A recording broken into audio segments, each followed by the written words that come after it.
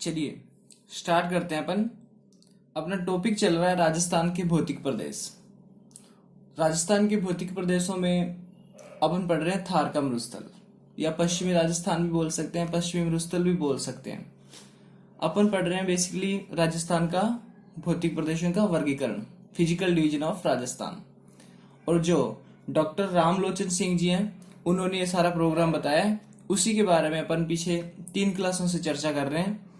अगर किसी ने वो क्लास नहीं देखी है तो प्लेलिस्ट में जाके देख सकते हैं। आज का जो अपना सिस्टम है उसे अपन स्टार्ट करने जा रहे हैं। थार का मरुस्थल, कुछ बातें अपन ने इससे रिलेटेड कल की थी, तो थोड़ा इसे पिछली क्लास से जोड़ लेते हैं एक बार। अपन ने डिस्कस किया भी जो थार का मरुस्थल है ये 2 पार्ट्स में बंटा हुआ है, ठीक है। फर्स्ट पार्ट अपन ने देखा शुष्क मरुस्थल, शुष्क मरुस्थल या फिर अपन इसे पश्चिमी मरुस्थल बोल सकते हैं, ठीक है। और एक अपन ने देखा सेकंड पार्ट इसका अर्धशुष्क, अर्धशुष्क मरुस्थल। ये हुई बात, और अपन ने इसके बारे में बात की। और अगर अपन कल की क्लास की चर्चा करें तो अपन ने एक बात सीखी भी, इसमें 4 डिस्ट्रिक्ट हैं और अर्धशुष्क है जो इसमें 8 डिस्ट्रिक्ट हैं। और अगर अपन बात देखें तो जो शुष्क मरुस्थल है वो 0 से लेके 25 सेंटीमीटर वर्षा रेखा के अंदर अंदर है। और अगर अपन अर्धशुष्क की बात करें तो ये 25 सेंटीमीटर वर्षा रेखा से 50 सेंटीमीटर वर्षा रेखा के अंदर अंदर फैला हुआ है, ठीक है। ये कुछ बातें अपन ने कल कर ली थी। आज अपन इसे और आगे लेके चलते हैं। जो अपनी ये राजस्थान के भूगोल की एक चैन चल रही है उसमें आज एक अपन नई कड़ी जोड़ने जा रहे हैं, ठीक है। तो अपन देखते हैं इसे शुष्क मरुस्थल को। अब हुआ क्या, शुष्क मरुस्थल है जो इसे फिर से 2 पार्ट्स में डिवाइड किया गया है। जो अपना शुष्क मरुस्थल है या पश्चिमी मरुस्थल है इसे फिर से 2 पार्ट्स में डिवाइड किया गया। अब वो कौन कौन से हैं। अब देखो एक बात अपन जानते हैं अच्छी तरह से, मरुस्थल है तो मरुस्थल में तो मिट्टी होगी और अच्छी मिट्टी होगी, बढ़िया एकदम फुल मिट्टी। तो मिट्टी होगी तो मिट्टी से क्या होगा, मिट्टी के टीले बनेंगे, ठीक है। मिट्टी के टीले समझते हो आप सभी, काफी सारी मिट्टी इकट्ठी हो जाती है तो बन जाता है मिट्टी का टीला, जैसे इस तरह से, ठीक है। ये मान लो मिट्टी का टीला ही है। तो शुष्क मरुस्थल को अपन 2 पार्ट्स में डिवाइड कर रहे हैं। ये पहला पार्ट तो वो जहां पे मिट्टी के टीले हैं, ठीक है, जहां पे मिट्टी के टीले हैं, एकदम बढ़िया मिट्टी के टीले हैं। और दूसरी पार्ट जहां पे मिट्टी के टीले नहीं है। तो अपन ने क्या किया, शुष्क मरुस्थल को 2 पार्ट्स में डिवाइड किया। पहला पार्ट जहां पे मिट्टी के टीले हैं, दूसरा पार्ट जहां पे मिट्टी के टीले नहीं है। एक बात तो अपन जानते हैं भी, रेगिस्तान की बात चल रही है तो वो पार्ट ज्यादा होगा जहां पे मिट्टी के टीले हैं। तो अगर अपन इसे परसेंटेज में देखें तो ये है 58.5%, यानी जितना मरुस्थल है ये शुष्क मरुस्थल अगर 100% है तो उसमें से 58.5% जो एरिया है उस पे जो मिट्टी के टीले हैं वो बढ़िया मिट्टी के टीले हैं। दूसरा अपन ने इसे देखा मिट्टी के टीले जहां पे नहीं है, अगर ये टोटल 100% है तो बाकी कितना बचा, 41.5%, यानी 41.5% ऐसा एरिया है जहां पे मिट्टी के टीले नहीं है, ठीक है। अब आगे चलते हैं, इसी में मिट्टी के टीले हैं जहां पे उसकी बात करते हैं। अपन ने देखा भी राजस्थान का जो शुष्क मरुस्थल है, थार का मरुस्थल है, उसमें कुछ एरिया पे अच्छे खासे मिट्टी के टीले हैं और वो एरिया है 58.5%, ठीक है। अब जो ये मिट्टी के टीले हैं इसे फिर भी अपन आगे 2 पार्ट्स में समझ सकते हैं। एक तो वो पार्ट जहां पे मिट्टी के टीले हैं और पूर्णतः मिट्टी है, पूर्णतः मिट्टी यानी एकदम प्योर शुद्ध मिट्टी, कोई मिलावट नहीं है, एकदम प्योर है, ISI प्रमाणित मिट्टी के टीले, बढ़िया। और दूसरा पार्ट है मिट्टी के टीले तो हैं लेकिन उसमें क्या है, कुछ पत्थर वगैरह हैं, यानी चट्टाने वगैरह मिक्स हैं, एकदम प्योर नहीं है, ठीक है, यानी कुछ ना कुछ मिलावट की हुई है इसमें। समझ में आई बात। अब अपन बात करते हैं जो मिट्टी के टीले हैं, एकदम फुल मिट्टी के टीले, इनको क्या बोला जाता है, इनको अपन बोल सकते हैं अर्ग या फिर इर्ग। ठीक है, रिपीट कर लेते हैं अपन थोड़ा सा। अब देखो ये अर्ग इर्ग ये कुछ टर्म्स आएंगी, ये आपको याद रखनी है। दोबारा देखिए, अपना चल रहा है थार का मरुस्थल। थार के मरुस्थल के अपन दो पार्ट किए हैं, शुष्क मरुस्थल और अर्ध शुष्क मरुस्थल। अर्ध शुष्क को एक बार आप इग्नोर करो, अपन फोकस कर रहे हैं ये शुष्क मरुस्थल पे ओनली। शुष्क मरुस्थल में क्या है, 4 डिस्ट्रिक्ट हैं। कौन कौन से हैं, सीमावर्ती हैं। अपन अगर ऊपर से चलें तो बीकानेर है, सॉरी गंगानगर है, गंगानगर के नीचे बीकानेर है, फिर जैसलमेर और फिर अपना बाड़मेर है। बेसिकली ये 4 जिले इसमें आते हैं। और एक बात अपन जानते हैं, ये 0 से लेके 25 सेंटीमीटर वर्षा रेखा के बीच में फैला हुआ है। ठीक है, फिर अपन ने क्या किया, जो अपना शुष्क मरुस्थल है इसे 2 पार्ट्स में डिवाइड किया। पहला पार्ट तो अपन ने रखा मिट्टी के टीले जहां पे हैं, और दूसरा पार्ट अपन ने रखा जहां पे मिट्टी के टीले नहीं है। अब अपन जो मिट्टी के टीले हैं अगर परसेंटेज में देखें तो वहां पे 58.5% है ये पार्ट, और जहां पे मिट्टी के टीले नहीं है वो टोटल पार्ट है 41.5%। फिर अपन ने आगे क्या किया, जो मिट्टी के टीले हैं इसे फिर अपन ने 2 भागों में डिवाइड किया। पहला भाग जहां पे पूर्णतः मिट्टी है, एकदम बढ़िया मिट्टी और एकदम प्योर मिट्टी के टीले हैं, और दूसरा पार्ट मिट्टी के अंदर क्या कोई पत्थर वगैरह है, चट्टाने वगैरह यानी अच्छे नहीं है, उनमें कुछ मिलावट है। जो ये पूर्णतः मिट्टी के टीले हैं अगर अपन इनकी बात करें तो इन्हें बोला जाता है अर्ग या फिर इर्ग। ठीक है, अर्ग या फिर इर्ग। अर्ग और इर्ग को क्या बोल सकते हैं अपन, महान मरुस्थल भी बोल सकते हैं। अर्ग या इर्ग को क्या बोल सकते हैं, महान मरुस्थल। एकदम बढ़िया मिट्टी, अच्छे खासे मिट्टी के टीले हैं, इसे बोला जाता है महान मरुस्थल। अब अपन बात करें, मिट्टी के टीले तो हैं लेकिन उसमें क्या पत्थर और चट्टाने मिक्स हैं, तो इस एरिया को बोला जाता है रेग।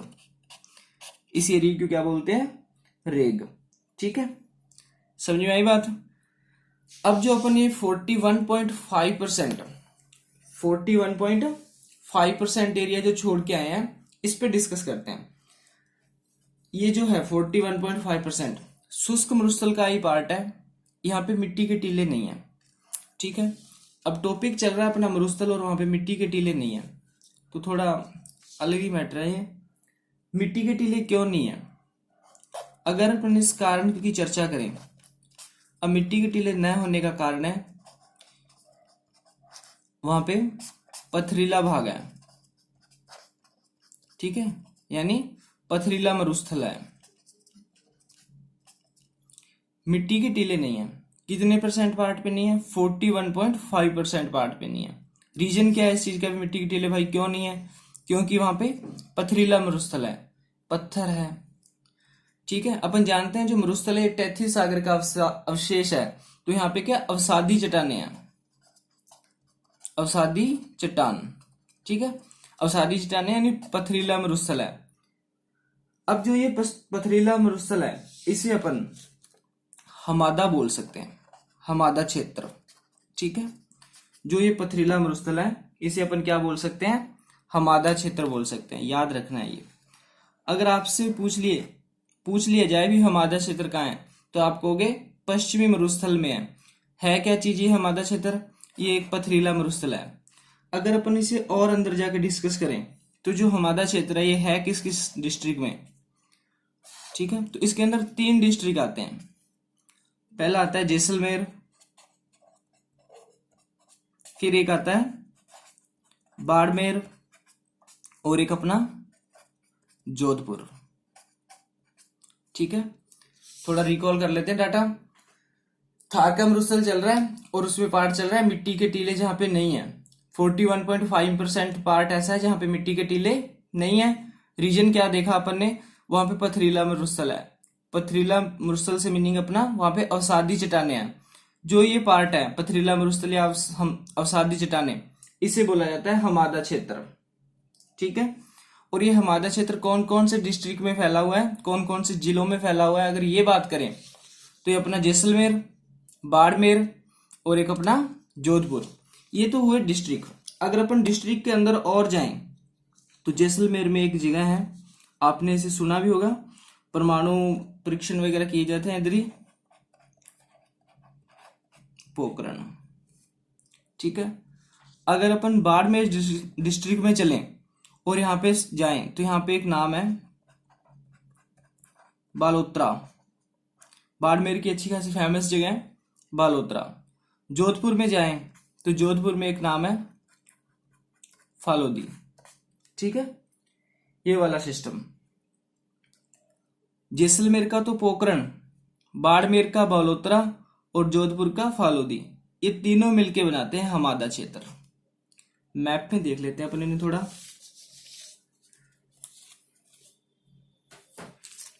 तो ये है अपना राजस्थान का मैप, दिख रहा है आप सभी को। अपन बात कर रहे हैं थार के मरुस्थल की, और थार के मरुस्थल में अपने सामने आया है एक टर्म हमादा क्षेत्र। अपन ने देखा भी जो हमादा क्षेत्र है वो जैसलमेर में है, तो ये रहा जैसलमेर। जैसलमेर के बिल्कुल नीचे अपना बाड़मेर, और जैसलमेर और बाड़मेर के लेफ्ट हैंड साइड में है जोधपुर, भी यहाँ पे हमादा क्षेत्र है। तो अपन ने एक चीज देखी, जैसलमेर का पोखरण दिख रहा है खुला खुला, जैसलमेर का पोखरण। ये अपना जोधपुर, जोधपुर का फलोदी दिख रहा है, जोधपुर का फलोदी। ठीक है, ये है अपना बाड़मेर, और बाड़मेर का बालोतरा दिख रहा होगा, बाड़मेर का बालोतरा। जैसलमेर का पोखरण, जोधपुर का फालोदी और बाड़मेर का बालोतरा, इन तीनों के बीच में पथरीला मरुस्थल है जिसे बोला जाता है हमादा क्षेत्र। ठीक है, और जो हमादा क्षेत्र है ये इसमें पत्थर ही पाया जाता है और सादी चट्टानें पाई जाती हैं। ठीक है, आगे अपन अगर बात करें, अब देखो ये पूरा मरुस्थल है, यहाँ पे मिट्टी मिट्टी है, लेकिन ये क्या है, पथरीला भाग है। यहाँ पे क्या है, अब एकदम से पत्थर खत्म तो होगा नहीं, यहाँ पे मान लो हल्के फुल्के चट्टाने हैं, कुछ चट्टाने और पाई जाती हैं, कुछ हल्की फुल्की पहाड़ियां और हैं इनके साइड में। ठीक है, अब जो ये अवशिष्ट पहाड़ियां हैं इन्हें बोला जाता है मगरा। जो ये हमादा के चारों ओर जो अवशिष्ट पहाड़ियां हैं इन्हें बोला जाता है मगरा। मैं फिर से रिपीट कर रहा हूं, हमादा के चारों ओर या हमादा के पास में जो अवशिष्ट पहाड़ियां पाई जाती हैं उन्हें मगरा कहते हैं। ठीक है, अब जो ये मगरा है ये पोखरण से लेके बालोतरा के बीच में फैला हुआ है। ये है अपना पोखरण और ये था अपना बालोतरा, यहाँ पे ये ज्यादा है। ठीक है, जो ये पहाड़ियां हैं इसे बोला जाता है मगरा। ठीक है, मगरा। तो अपन ने एक बात और देखी, जो हमादा क्षेत्र है वो पोखरण, बालोतरा और फालोदी के बीच है।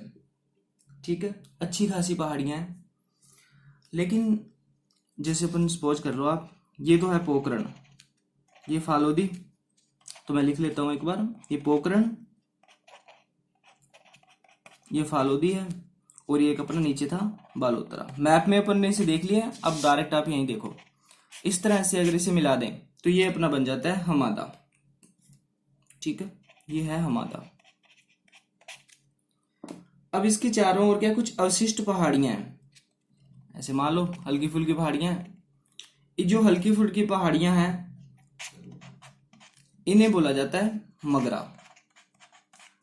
ठीक है, अब ये टर्म मैं क्यों बोल रहा हूं, ये ऐसे पूछ ले भी मगरा क्या है, तो क्या करोगे वह मगरा, मगरमच्छ नहीं है, ये मगरा है।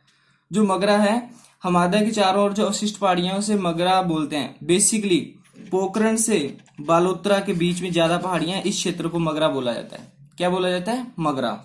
अब देखो दो बातें हैं। पहली बात, अपन ने देखा मगरा,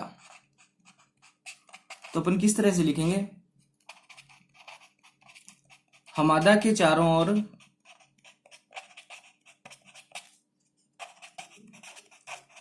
अवशिष्ट पहाड़ी क्षेत्र मगरा कहलाता है, और बेसिकली पोखरण से बालोतरा के बीच का एरिया ये। ठीक है, इसे हटा दो। हमादा के चारों ओर अवशिष्ट पहाड़ियां मगरा कहलाती हैं, और बेसिकली पोखरण से बालोतरा, ये तो हुआ मगरा।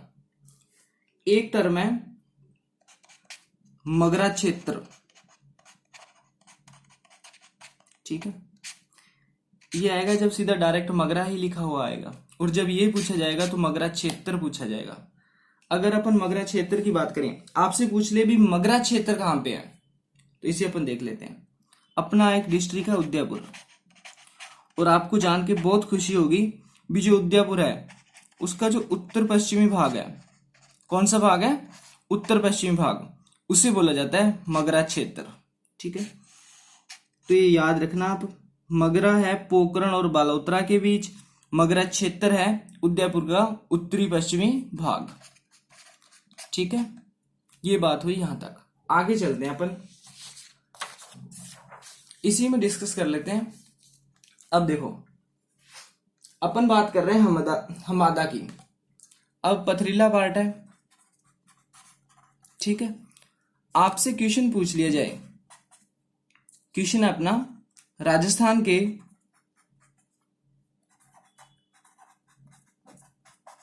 कौन से भाग में सौर ऊर्जा व पवन ऊर्जा, राजस्थान के कौन से भाग में सौर ऊर्जा व पवन ऊर्जा की सबसे ज्यादा संभावना है। अपना क्वेश्चन है, राजस्थान के कौन से भाग में सौर ऊर्जा व पवन ऊर्जा की संभावना है, तो अपना आंसर आएगा हमादा क्षेत्र, ठीक है। क्या आएगा अपना आंसर, हमादा क्षेत्र। बीकानेर बीकानेर नहीं आएगा, वहां पे हमादा क्षेत्र आएगा। जैसलमेर का पोखरण, बाड़मेर का बालोतरा, जोधपुर का फालोदी, ठीक है। माइंड में ऐसा ही आता है। अभी अगर मान लो क्वेश्चन आ जाए, राजस्थान का कौन सा भाग है जहां पे सौर ऊर्जा और पवन ऊर्जा की सबसे ज्यादा संभावना है, मान लो जोधपुर ऑप्शन में नहीं है, ये अपना जैसलमेर भी नहीं है, बाड़मेर आ जाए तो फीलिंग ही नहीं आए भी इसका, ये भी हो सकता है। तो तीनों में से कोई भी डिस्ट्रिक्ट आ जाए, अपना आंसर आएगा। कौन कौन से हैं वो डिस्ट्रिक्ट, जैसलमेर है, बाड़मेर है, जोधपुर है। और इनके अगर अंदर चलें तो जैसलमेर का पोखरण, जोधपुर का फालोदी, और जो अपना बाड़मेर है उसका बालोतरा, या फिर अपने से डायरेक्ट बोल सकते हैं हमादा क्षेत्र, ठीक है। अब अपन ने दो बातें की हैं, एक तो सौर ऊर्जा और एक अपनी पवन ऊर्जा, ठीक है। तो इनके बारे में अगर अपन देखें, सौर ऊर्जा और पवन ऊर्जा ये गैर परंपरागत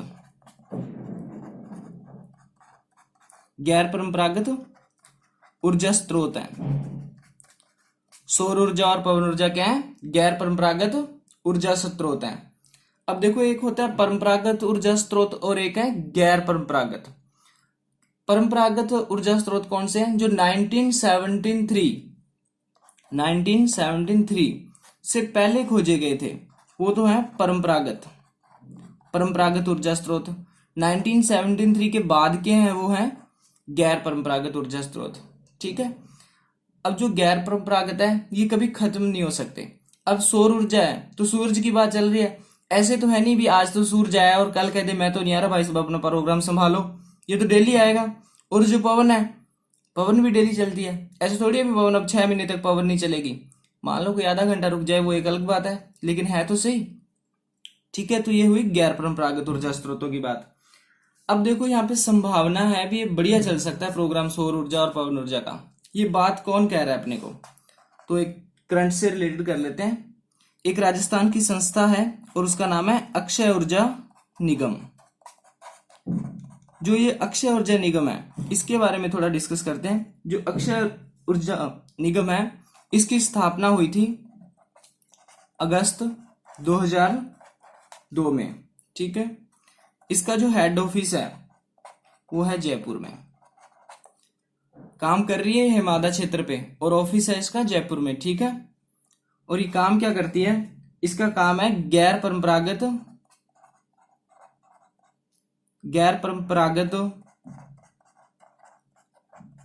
ऊर्जा स्रोतों पर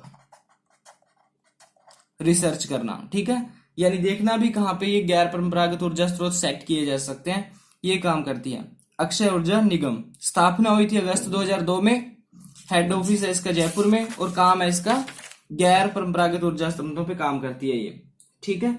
ये हुई अपने इसके बारे में बात। अब अपन ने ये वाला प्रोग्राम देखा पूरा, ये शुष्क मरुस्थल और पश्चिमी मरुस्थल। अब अपना बचता है इधर वाला सिस्टम, अर्ध शुष्क। ठीक है, तो थोड़ा इसे डिस्कस कर लेते हैं। तो पेज एक एकदम फ्रेश पेज ले लेते हैं। ठीक है, आ जाओ, चलिए स्टार्ट करते हैं अपने से। अर्ध शुष्क मरुस्थल टॉपिक है अपना, अर्ध शुष्क मरुस्थल। पहली बात तो 8 डिस्ट्रिक्ट आते हैं और 25 से लेके 50 सेंटीमीटर वर्षा रेखा के बीच में ये फैला हुआ है। ठीक है, अब देखो जो अपना ये है, इसे भी अपन ने 4 पार्ट में डिवाइड कर रखा है। पहला पार्ट घग्गर प्रदेश, दूसरा पार्ट अगर अपन देखें तो शेखावाटी प्रदेश, अगर अपन थर्ड पार्ट की बात करें तो नागौर उच्च भूमि, और अगर अपन इससे आगे चलें फोर्थ पार्ट की अगर अपन बात करें तो अपना आ जाता है घग्गर हो गया, शेखावाटी हो गया, नागौर हो गया, लोनी प्रदेश। ठीक है, या फिर लोनी बेसिन भी बोल देते हैं इसे। अब अपन वन बाय वन इनके डिस्कस कर लेते हैं। फर्स्ट ऑफ ऑल अपन बात करते हैं घग्गर प्रदेश की। किसकी बात कर रहे हैं? घग्गर प्रदेश की। तो आपको जान के बहुत खुशी होगी भी जो अपना ये ऊपर वाला एरिया है श्रीगंगानगर और हनुमानगढ़, तो हनुमानगढ़ की जो तहसील है टिब्बी, यहाँ से घग्गर नदी इंटर होती है।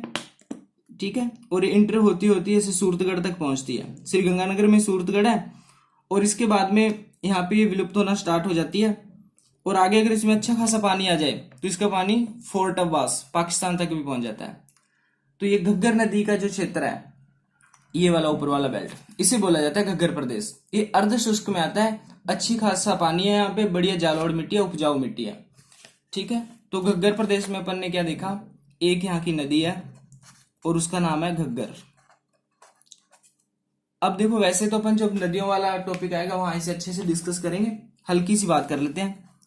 ये अंतः प्रवाह की नदी है। कौन सी नदी है? अंतः प्रवाह की नदी है।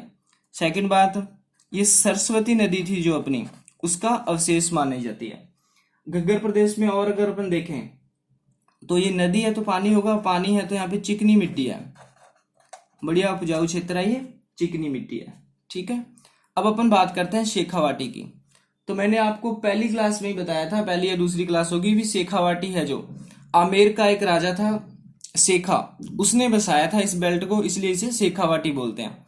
इसमें कौन कौन से क्षेत्र आता है? सीकर डिस्ट्रिक्ट आता है अपना, झुंझुनू आता है अपना, और चूरू की बाउंड्री वाला एरिया आता है इसमें। ठीक है, तो अपना मैप ही आप देख रहे हो तो दिख रहा होगा आपको, ये रहा सीकर, ये अपना झुंझुनू, और इन्हें टच करता हुआ चूरू, यानी ये वाला बेल्ट, ये भी अर्ध शुष्क में आता है। ठीक है, अगर अपन अर्ध शुष्क की बात करें, सीकर, झुंझुनू और चूरू, तो उसे बोलते हैं शेखावाटी प्रदेश। अब शेखावाटी प्रदेश है जो, इसमें भी एक नदी है और उस नदी का नाम है कांतली। जो कांतली नदी है ये भी अंतः प्रवाह की ही नदी है। ठीक है, जो कांतली नदी है ये भी अपनी अंतः प्रवाह की नदी है। शेखावाटी प्रदेश में 2-3 वर्ड है, एक वर्ड है जोहड़, एक वर्ड है सर। ठीक है, जोहड़ क्या है? अब देखो भाई, जो मिट्टी के कच्चे कुएं होते हैं ना, मिट्टी के कच्चे कुएं, ठीक है, खड्डा खोद दिया जमीन में, वही बात है, तो उसे बोला जाता है जोहड़। ठीक है, सर सेकंड बात है सर। अब बरसात हुई तो कोई ये जगह मान लो यहाँ पे पानी इकट्ठा हो गया तो इसे बोला जाएगा सर। ठीक है, एक अपन ने पहले भी बात की थी बिड़, याद होगा आपको बिड़। तो ये बिड़ क्या है? अपना जो डिस्ट्रिक्ट है झुंझुनू, उसमें जो चारागाह भूमि होती है, झुंझुनू में जो चारागाह भूमि है उसे बोला जाता है बिड़। ठीक है, आगे अगर अपन चले, 2 बचते हैं अपने, एक तो नागौर उच्च भूमि और एक अपना लोनी। इन्हें अपन कल डिस्कस करेंगे। अपन अब थोड़ा हल्का फुल्का दोबारा इसे रिपीट कर लेते हैं, इंपॉर्टेंट पार्ट चल रहा है अपना। अपन ने देखा था थार का मरुस्थल, 2 पार्ट्स में डिवाइड किया इसे, शुष्क मरुस्थल और अर्ध शुष्क मरुस्थल। शुष्क में 4 डिस्ट्रिक्ट हैं और जो अर्ध शुष्क है उसमें 8 डिस्ट्रिक्ट हैं, और टोटल थार के मरुस्थल में अपने 12 डिस्ट्रिक्ट हैं। शुष्क में 0 से 25 सेंटीमीटर वर्षा रेखा है और अर्ध शुष्क में 25 से 50। जो शुष्क है ये दो पार्ट्स में डिवाइड किया, एक में मिट्टी के टीले थे और एक में नहीं थे। जिसमें मिट्टी के टीले हैं, अच्छी खासी मिट्टी थी, उसे अपन ने बोला अर्ग या इर्ग। और जहाँ पे पत्थर थे यानी अच्छे टीले नहीं थे, मिट्टी में पत्थर मिला हुआ था, उसे बोला अपन ने रेग। ठीक है। और एक टर्म आई थी मगरा। मगरा कौन सा था? जो हमादा क्षेत्र है, यानी जो हमादा है उसमें पोखरण से बालोतरा के जो बीच की बेल्ट है इसे बोलते हैं मगरा। एक अपन ने टर्म देखी मगरा क्षेत्र। उदयपुर का जो उत्तरी पश्चिमी भाग है उसे बोला गया था मगरा क्षेत्र। ठीक है। फिर अपन ने ये थोड़ी गैर परंपरागत ऊर्जा स्रोत थे इनके बारे में बात की। भी जो हमादा क्षेत्र है यहाँ पे इनकी सबसे ज्यादा संभावना है। और अपना जो अक्षय ऊर्जा निगम है अगस्त 2002 में ये बना था, हेड ऑफिस इसका जयपुर में, वो इसी पे काम कर रहा है। फिर अपन ने डिस्कस किया अर्ध शुष्क प्रदेश। इसकी 4 पार्ट है, घग्गर प्रदेश, शेखावाटी प्रदेश, नागौर उच्च भूमि और लूनी प्रदेश। घग्गर में आता है अपना ऊपर वाला राजस्थान का उत्तरी भाग, श्री गंगानगर और हनुमानगढ़। घग्गर नदी है, अंतः प्रवाह की नदी है, सरस्वती नदी का अवशेष माना जाता है और इस क्षेत्र में चिकनी मिट्टी है, उपजाऊ क्षेत्र है, इसलिए अर्ध शुष्क में आता है। इस घग्गर प्रदेश में ज्यादा मिट्टी नहीं है, उपजाऊ प्रोग्राम है। फिर अपन ने देखा शेखावाटी, तो इसमें अपन ने 3 डिस्ट्रिक्ट देखे, सीकर, झुंझुनू और चूरू। यहाँ की एक इंपॉर्टेंट नदी है कांतली नदी। कांतली जो नदी है अंतः प्रवाह की नदी है और पूर्णतः राजस्थान में बहने वाली सबसे लंबी नदी भी है ये अंतः प्रवाह की। ठीक है, रिपीट कर रहा हूं मैं क्वेश्चन, अगर क्वेश्चन आ जाए राजस्थान की ऐसी कौन सी अंतः प्रवाह की नदी है जो पूर्णतः राजस्थान में बहती है और लंबाई में सबसे ज्यादा है, तो अपना आंसर आएगा कांतली नदी। फिर अपन ने 3 टर्म देखे, एक जोहड़, एक सर और एक बिड़। बिड़ की बात करें तो झुंझुनू में जो चारागाह भूमि होती है उसे बिड़ बोला जाता है। अगर अपन सर की बात करें तो बरसात हुई, किसी जगह पानी इकट्ठा हो गया तो इसे बोला जाएगा सर। जोड़ के मिट्टी थी, ये खड्डा खोद दिया और पानी कर दिया यहाँ पे जमा, तो ये कच्चा कुआं है, तो इसे बोला जोहड़। अपना पार्ट बचा नागौर उच्च भूमि और लूनी प्रदेश, ये अपन करेंगे कल। आज के लिए इतना ही। जय हिंद, जय भारत।